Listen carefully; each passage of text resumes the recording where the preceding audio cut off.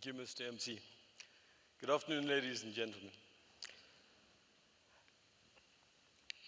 I'm Kumaran Nair. I represent the business operations for Wallix, who is a leading international cybersecurity vendor, focusing on an area called privilege access management, in the industry known as PAM, but inside Wallix, we often call it PAM for all. Today, if you look at your agenda, you'll also see that Wallix is the lunch sponsor. So I suppose today we're offering, in addition to PAM for all, perhaps a bit of lunch for all. If I look at the time, I suspect you might be almost as hungry as I am. So if that's the case, I have a proposition for you. If you appear to be very interested, sitting on the edge of your seats, and very generous with your appreciation, as the MC calls it, I promise to get through the next few slides very quickly so that we can get to the important event of the day, which is the lunch that follows. Any takers? All right. So let me get through this.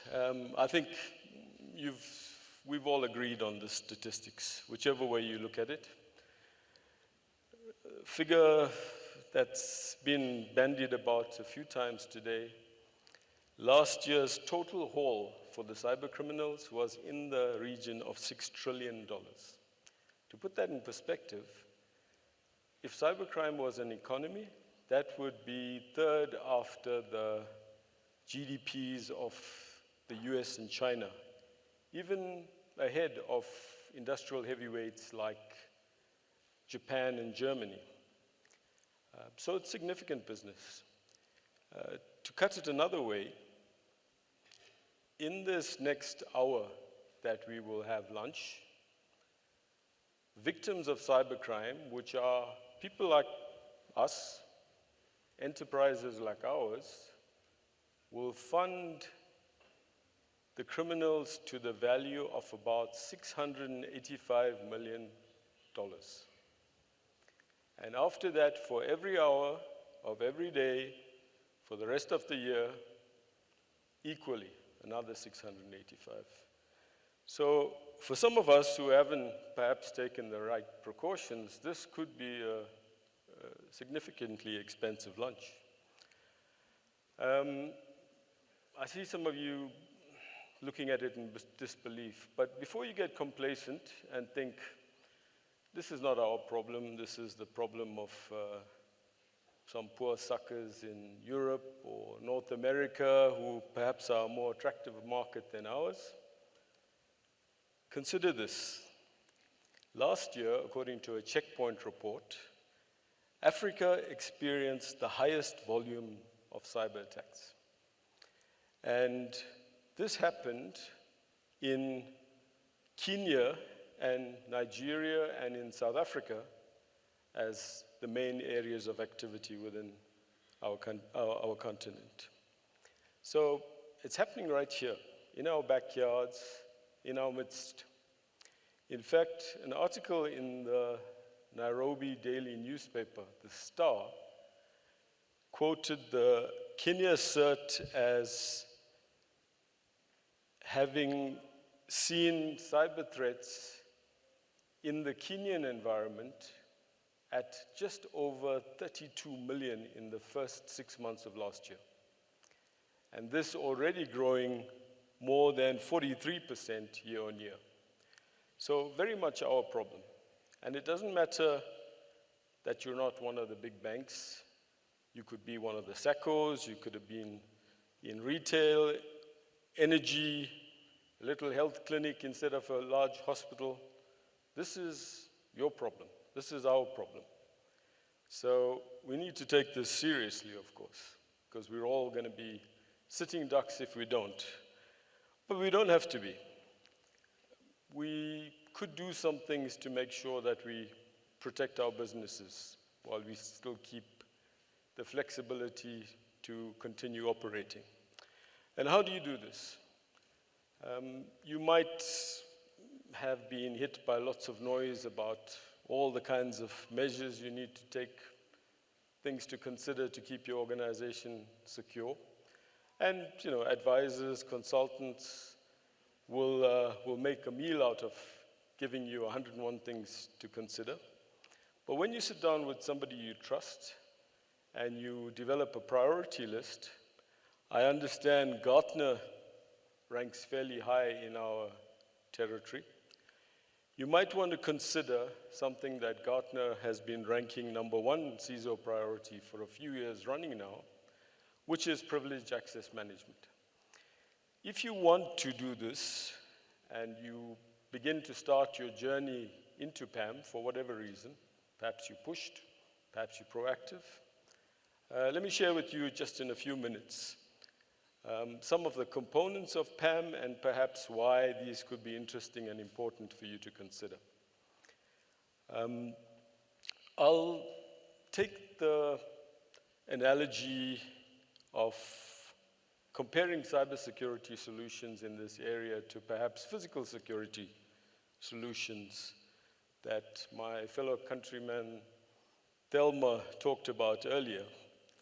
If you know, for instance, that you're going to approach your office or home, you might have identity verification solutions, biometric PIN reader on the door, something to identify and verify that you are who you say you are.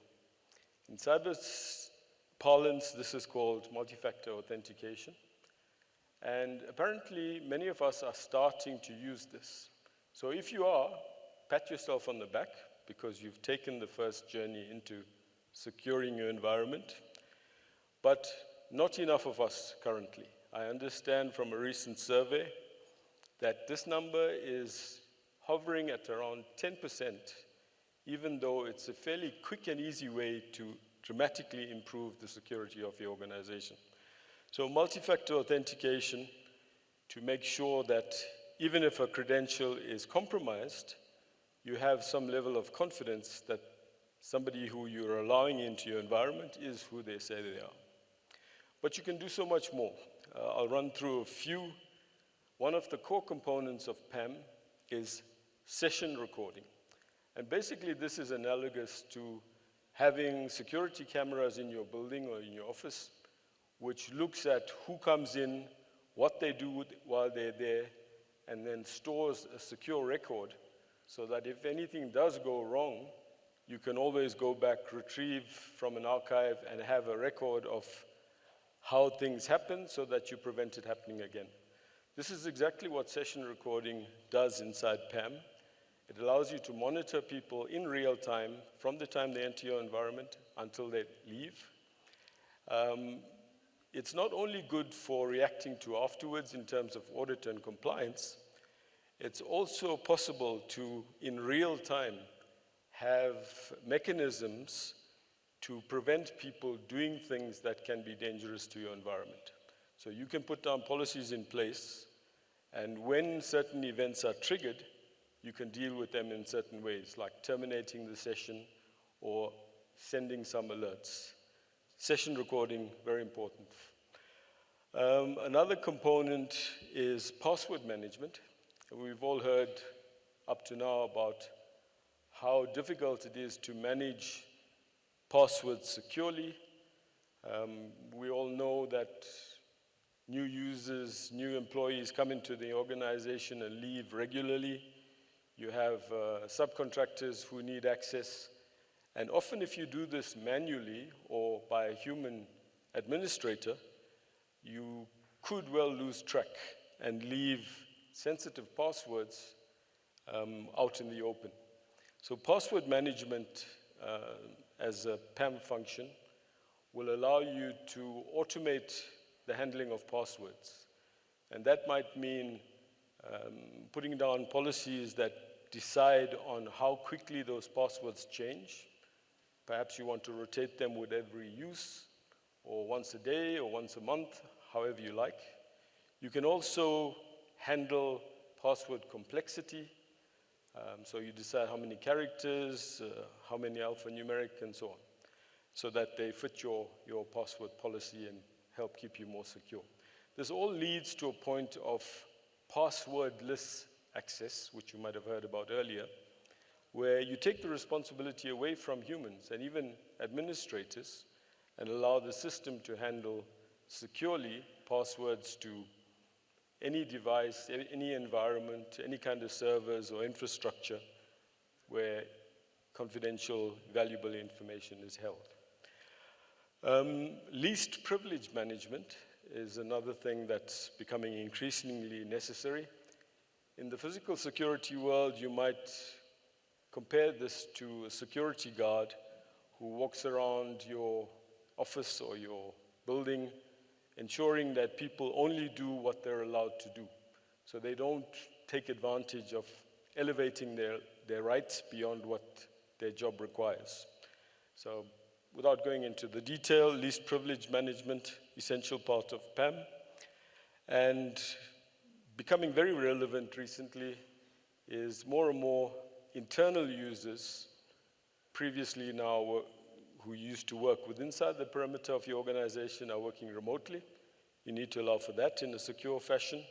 But also you need to allow access for people who are outside of your organization, such as contractors and vendors, to come in a very controlled way. So if you have a PAM, or if you are looking to go to a PAM anytime soon, these are some of the components that you need to make sure that your solution either has or you look for when you implement something. Multifactor authentication we spoke about, remote access management, and all the other PAM functionality to give you a high quality solution that in a unified manner addresses all of these components.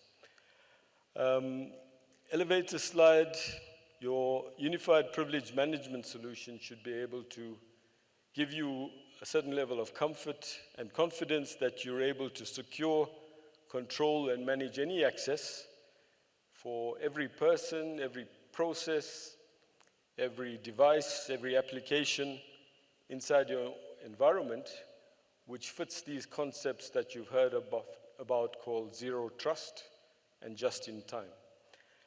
I'll just say 2 words on Wallix. It's been around for about 20 years. Many clients in all parts of the world. Important to know that the 200-odd employees that exist currently, half of them are very much technical, so that Wallix stays ahead of the game in terms of technology and innovation to keep our customers safe. On the left, you'll see that Wallix is well certified with all the important certification agencies. And on the right, basically all the analysts recognize Wallix as one of the leaders in the PAM space. In fact, hot off the press last Monday, Wallix PAM for All was recognized by a US analyst firm, Frost & Sullivan, as the best PAM solution in the market. Wallix, being a European PAM vendor, was particularly pleased about this, to get a US analyst make a comment about a non-US company when all the competition was US. We consider that to be a big thing. I'm not going to force you into questions now. When you do have, please have many and bring them over to my colleagues and myself at the stand. We have also some of our local partners available who would love to speak to you. So I see you slightly ahead of time, which is my bargain with you. I wish you a very good lunch, and thank you for being able to speak to you. Thank you. Thank you. Yes.